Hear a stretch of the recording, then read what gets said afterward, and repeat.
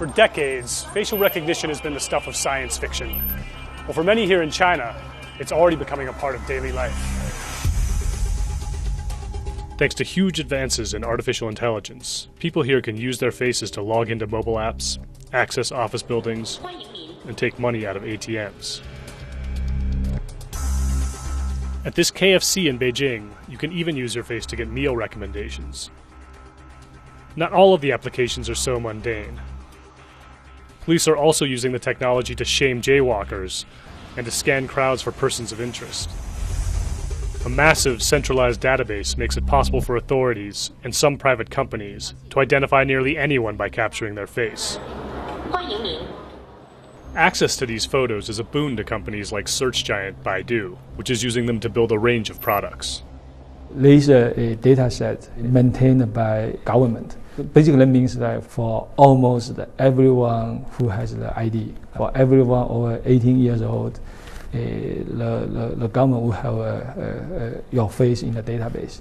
Some worry this technology could lead to serious invasions of privacy and make it easier for authorities to track political dissidents. But others see it as a powerful tool for public safety. Not only helps you track criminals, it also helps find missing people. So it's good for the society. Facial recognition algorithms are growing exponentially faster and more powerful, thanks to a new technology called deep learning that allows computers to mimic the human brain's ability to learn. That means they can now compensate for problems like low light and bad angles. They can also adjust for age, making it possible to identify adults from their childhood pictures. So how does it work?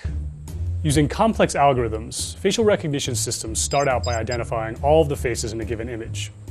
For each face, the algorithm measures out key data points, like the distance between the eyes or the color of the skin. They then use those measurements to create a template that can be compared against other templates in a facial database. The more data they have, the better these systems do. Hundreds of millions of social media users here upload photos every day under terms of service that basically allow tech companies to do what they want with the images. Add a vast network of surveillance cameras, and China has lots of data to feed its algorithms. There are 170 million surveillance cameras installed in China, including more than a dozen on this stretch of road behind Beijing's Forbidden City. Analysts say China plans to install 450 million new surveillance cameras by the year 2020.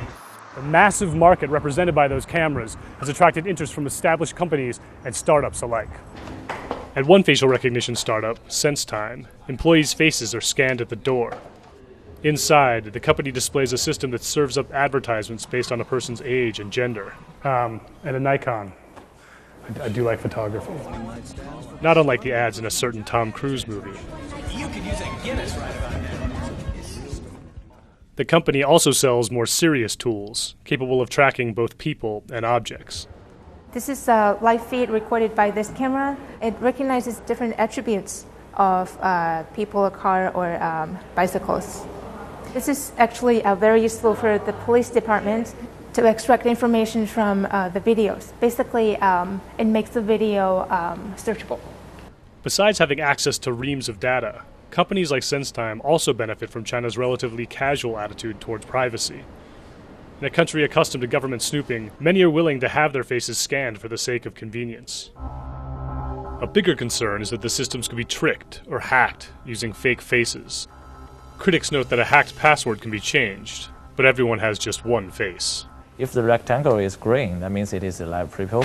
And if the rectangle is red, it is a attack or hack, actually. When our systems first go online, we do suffer from a huge volume of a huge amount of hack. But by collecting sufficient hack data, I think the machine can tell whether it is a hack behavior or it is a true person. Facial recognition is just one of several branches of artificial intelligence technologies that have already started to redefine what's possible in China and elsewhere. And of course, just like any technology, it's susceptible to abuse. You have a very advanced tool, so you could use it to do good things and you could use it to do bad things, but the key is the way you choose it.